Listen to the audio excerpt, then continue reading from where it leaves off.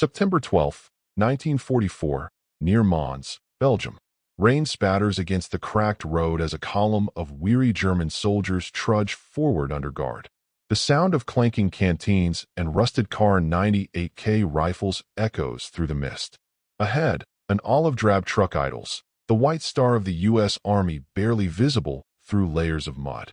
Oberstfreiter Karl Weiss, 24, once a tank mechanic with the 2nd Panzer Division, keeps his eyes on the ground. 2 weeks ago, he'd been fighting to hold a crumbling defensive line along the Meuse. Now, his uniform is caked in dirt, his boots split open, and his once proud Iron Cross ribbon is stained brown. The Americans had surrounded their position with tanks, Shermans, hundreds of them. He had counted at least 50 in the valley before surrendering. A U.S. sergeant, broad-shouldered, calm, gestures toward the truck. "Get in, fellas. You're going to Camp Ashby." The prisoners climb aboard. Karl glances around. Every field they pass seems to have a tractor plowing through the mud, even as war rages across Europe. Massive green John Deere and red International Harvester machines roll methodically over endless acres. The sergeant riding shotgun catches his look. "Yeah," he says with a grin. "We don't stop planting for nobody." Karl doesn't respond. He's still processing what he's seeing. In Germany, even the most modern farms relied on horses. Here, machines do the work of men, and there are thousands of them, rolling endlessly into the horizon. As the convoy moves west toward the port of Le Havre, Karl begins to wonder whether Germany's defeat wasn't decided on the battlefield, but in the factories and fields of America. October 2nd, 1944, aboard the Liberty ship SS Benjamin Rush, somewhere in the Atlantic. The sea groans beneath the hull as wind tears across the deck. Seagulls wheel above the gray waves, their cries drowned by the rhythmic thump of the engines. Below deck, the air is thick with diesel, sweat, and the low murmur of men speaking German in half-whispers. Karl Weiss sits on a bunk welded to the steel wall, shivering under a wool blanket stamped U.S. Army. Around him, a dozen prisoners from the 2nd Panzer and 12th Volksgrenadier Divisions lie in uneasy silence. The voyage to America has taken 7 days, and none of them quite believe it yet, that they are being shipped across an ocean to the enemy's homeland. At dusk, a U.S. Navy lieutenant, young, confident, Midwestern, steps into the hold. "We'll be docking in Norfolk soon," he says in slow, careful English. "You'll be treated well. Follow instructions, and you'll be fine." His voice carries no anger, no triumph, just efficiency. The Germans exchange uneasy glances. One mutters, "Amerikaner sind seltsam ruhig." Americans are strangely calm. When the ship finally reaches the Chesapeake, Karl climbs up to the deck as they approach shore. He expects bombed-out docks, blackouts, ration lines, like Bremen or Hamburg. Instead, he sees floodlights, cargo cranes, and endless movement. Trains rumble in every direction. Rows of jeeps and trucks roll down loading ramps. Even in wartime, the harbor hums like a giant machine. One of the guards, a corporal from Kansas, notices Karl's astonishment. "That's just Norfolk," he says, lighting a cigarette. "Wait till you see the farms." Karl frowns. "Farms? Yeah," the American grins. "Out there, every farmer's got his own tractor. Some even got two." The German mechanic can't help but laugh. "Zwei Traktoren? Impossible."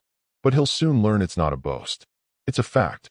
October 14th, 1944, Camp Concordia, Kansas. The wind smells of dry earth and wheat. Rows of barbed wire glint in the morning sun, encircling long wooden barracks built on open prairie.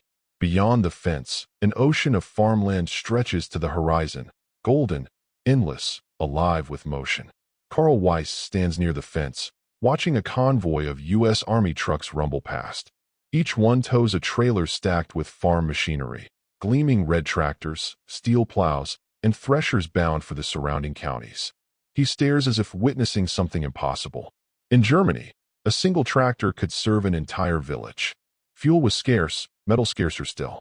The Wehrmacht had commandeered most of the nation's motor vehicles years ago. Even tanks were patched together from scrap and captured parts. Yet here, tractors were everywhere, bright, new, and multiplying like rabbits.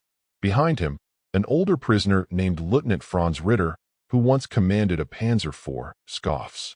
"Look at that, Weiss. They treat their peasants like generals. Carl nods slowly. If every farmer has his own tank, he pauses, correcting himself, his own tractor, then how can we ever hope to match them? Later that day, under guard, a work detail marches the prisoners out to help harvest winter wheat.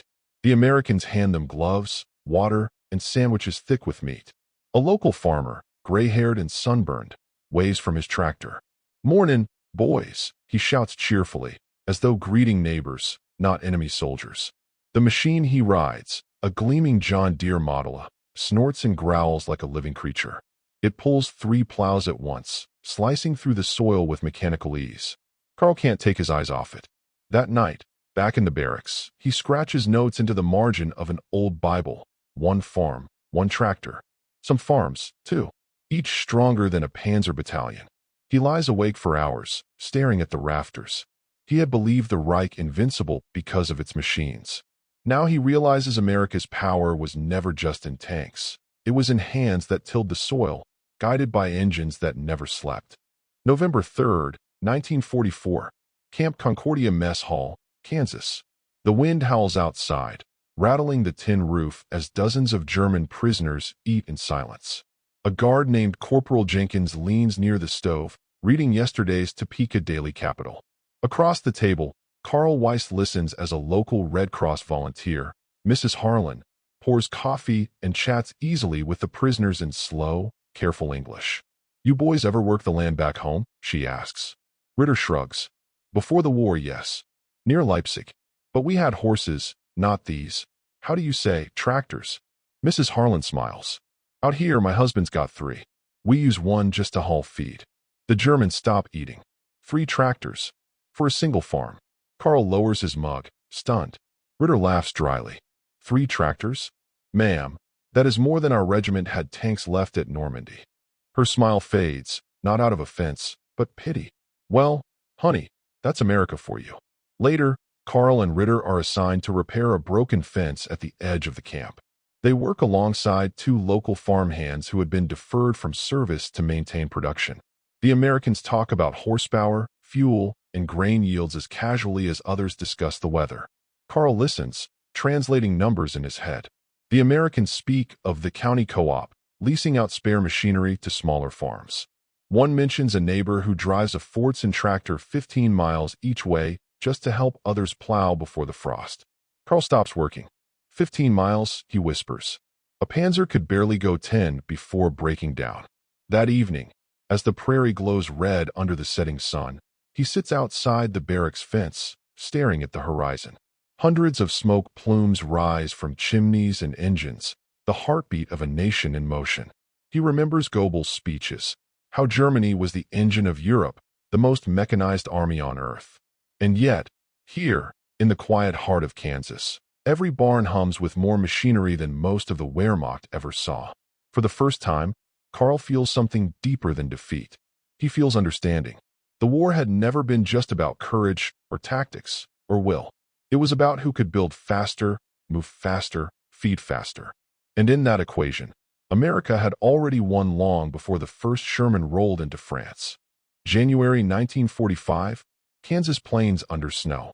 The land lies still beneath a sheet of white. Rows of tractors sit half-buried outside barns, silent for the season, but gleaming under the pale sun. Inside Camp Concordia, the German prisoners huddle near the potbelly stove, trading scraps of news from Europe. Ardennes, Bastogne, retreat. The Reich is collapsing. Carl Weiss sits apart, polishing a wrench. He's been assigned to the camp's motor pool, maintaining the American trucks that shuttle supplies between local farms. For a mechanic, it's both punishment and revelation. The scale of what he's seen in these months has broken something inside him and rebuilt something else. The first time he stepped into the supply shed, he froze. There were more spare parts stacked in that one building than the entire Panzer workshop at Cannes. Crates of spark plugs, pistons, gaskets, all labeled, inventoried, and ready. When he asked the sergeant in charge how they kept track of it all, the man laughed. "Buddy, this is just one depot. You should see Detroit." That word, Detroit, comes to haunt Carl. To him, it becomes a mythical city, a place that forges armies of steel by the thousands. He imagines assembly lines stretching for miles, each turning out tanks, planes, tractors, machines of war and peace born from the same metal, powered by the same hands. At night, Ritter shows him an article smuggled from a newspaper used as packing for supplies. It lists U.S. industrial output for 1944, 96,000 warplanes, 49,000 tanks, 2.3 million trucks. Carl reads the numbers twice, then again, as if trying to make sense of them. He whispers, 2.3 million trucks, then looks out toward the snow-covered fields. And every farmer has his own machine, too. Ritter sighs. In Germany, even our tanks waited for fuel. Here, the earth itself runs on gasoline. By spring, when the snow begins to melt, Carl has made peace with a bitter truth. The war they fought was never equal. The Allies' true weapon wasn't the Sherman or the Mustang. It was the factory floor, the tractor, the endless hum of industry that never slept. When V-Day comes, May 8th, 1945, the camp erupts. Guards cheer, prisoners murmur, church bells ring across the prairie. Carl says nothing. He only watches as a farmer drives past the camp fence, hauling a wagon behind a brand-new tractor, bright red, smelling of oil and promise. He thinks of the Reich's mighty panzers rusting in fields half a world away, their fuel tanks empty, their crews gone. Then he looks at that tractor and realizes that the future of power belongs not to those who destroy, but to those who build.